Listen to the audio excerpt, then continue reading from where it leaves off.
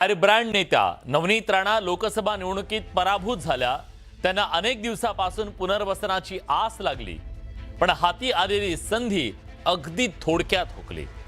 राष्ट्रवादीने घातलेल्या एका अटीमुळे।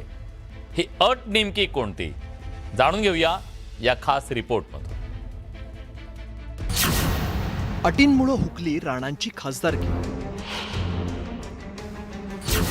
राणांचा दावा, तटकरेंचं मौन। असं खरंच राष्ट्रवादीने आधी त्यांच्याशी संपर्क साधला होता? नाही, मला या विषयावरती काय बोलायचं। राज्यसभेच्या उमेदवारीवरून राजकारण। हे राजकारण रंगण्याला कारणीभूत ठरले भाजप नेत्या आणि माजी खासदार नवनीत राणांची सोशल मीडियावरील ही राजकीय पोस्ट। सुनेत्रा वहिनी, अजितदादा पवार आणि पार्थदादा पवारांनी मला राज्यसभेवर पाठवण्याबाबत इच्छा व्यक्त केली होती। माझ्या कार्यक्षमतेवर विश्वास दाखवत त्यांनी माझा विचार केला, याबद्दल मी त्यांची आभारी आहे। मात्र राज्यसभेची उमेदवारी स्वीकारण्यासाठी राष्ट्रवादी काँग्रेस पक्षात प्रवेश करण्याची अट मला मान्य नव्हती। त्यामुळे मुख्यमंत्री देवेंद्र फडणवीसांच्या सूचनेवरून मी सुनेत्रा वहिनी, अजितदादा पवारांची प्रत्यक्ष भेट घेऊन राष्ट्रवादी काँग्रेस पक्षाची राज्यसभेची जागा भारतीय जनता पक्षाला सोडण्याची विनंती केली होती। परंतु काही कारणास्तव हे शक्य झालं नाही। तरी देखील माझ्यावरती विश्वास ठेवून मला राज्यसभेसाठी संधी देण्याचा विचार केल्याबद्दल मी सुनेत्रा वहिनी, अजितदादा पवार आणि पार्थदादा पवारांची आभारी आहे, अशा आशयाची पोस्ट नवनीत राणांनी केली आहे। महाराष्ट्राचे मुख्यमंत्री आदरणीय सन्माननीय देवेंद्र फडणवीस साहेब यांच्या नेतृत्वामध्ये नवनीत राणा काम करतात आणि त्यांच्याच नेतृत्वामध्ये शेवटपर्यंत मी काम करत राहील असा निर्धार नवनीत राणांनी केला आणि भारतीय जनता पार्टीची कार्यकर्ता म्हणून सातत्यानं त्या विचारावर काम करून जनतेची सेवा करेल।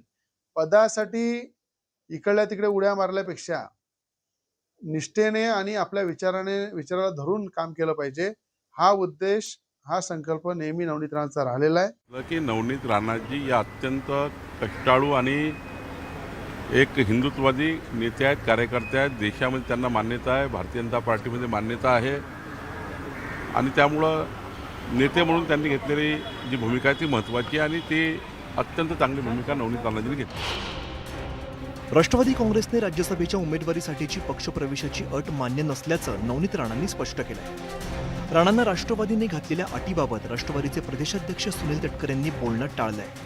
असं खरंच राष्ट्रवादीने आधी त्यांच्याशी संपर्क साधला होता? नाही, मला या विषयावरती काय बोलायचं। असं खरंच राष्ट्रवादीने आधी त्यांच्याशी संपर्क साधला होता? नाही, मला या विषयावरती काय बोलायचं। उपमुख्यमंत्री सुनेत्रा पवार यांच्या राजीनाम्यामुळे रिक्त झालेल्या जागेवर नवनीत राणांच्या नावाची चर्चा रंगली होती। याच दरम्यान नवनीत राणांनी रविवारी सुनेत्रा पवारांची भेट घेतली होती। त्यामुळे राजकीय वर्तुळात चर्चेला बळ मिळालं होतं, पण या भेटीमागचं राज उघड झालं। राज्यसभेच्या जागेसाठी ती भेट घेतल्याचं नवनीत राणांच्या पोस्टमधून उघड झालं। इकडे नवनीत राणांचे आजवरचे कट्टर राजकीय विरोधक बच्चू कडूंनी राणांना शिवसेनेत प्रवेश करण्याची ऑफर देऊन टाकली। काय हरकत आहे, आम्हाला तर काय, शिंदे साहेबांच्या मुख्यमंत्रीसाठी आम्ही कोणाला पण घ्यायला तयार आहोत। आम्ही 2 पावलं मागं घेऊ, पण सगळे जे असे चांगले व्यक्तिमत्व आहे त्यांना घेऊ आपण। पार्टीच्या अत्यंत निष्ठावान कार्यकर्ते आहेत, त्यांनी प्रचंड निष्ठेने काम केलेलं आहे। कधी ते असा निर्णय करणार नाही भाजप सोडून दुसऱ्या पार्टीत जाण्याचा। त्या हिंदुत्ववादी जय श्रीराम जय हनुमानजी म्हणत काम करतात आहे, त्यामुळं असा विचार त्यांच्याबद्दल करू नये। काही सदिच्छा भेट कुणाची झाली असेल ती भेट होत राहतं। मी आता पुष्कळ अपोजिशनच्या आणि सत्ताधारी पार्टीच्या लोकांची रोज भेटतो, याचा अर्थ असा नसतो। त्यामुळे नवनीत राणा या कधी भाजप सोडू शकत नाही। नवनीत राणा या 2019 मधील लोकसभा निवडणुकीत शरद पवारांच्या राष्ट्रवादी काँग्रेस पुरस्कृत अपक्ष म्हणून विजयी झाल्या होत्या। मात्र त्यानंतर त्यांनी भाजपाशी जवळीक वाढवली। 2024च्या लोकसभा निवडणुकीच्या धामधुमीत त्यांनी भाजपात पक्षप्रवेशही केला। मात्र बच्चू कडूंसह सर्व राजकीय विरोधक एकत्र आल्यामुळे नवनीत राणांना पराभवाची नामुष्की पत्करावी लागली।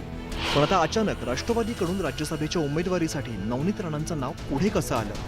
त्यांच्या नावाची शिफारस कोणत्या बड्या नेत्याने केली? राज्यसभेच्या एका जागेवरून राष्ट्रवादी काँग्रेसच्या नेत्यांमधील पक्षांतर्गत कुरघोड्या थांबवण्यासाठी राणांचं नाव पुढे करण्यात आलं का, याची राजकीय वर्तुळात चर्चा सुरू झाली। Bureau report, news 18 Marathi.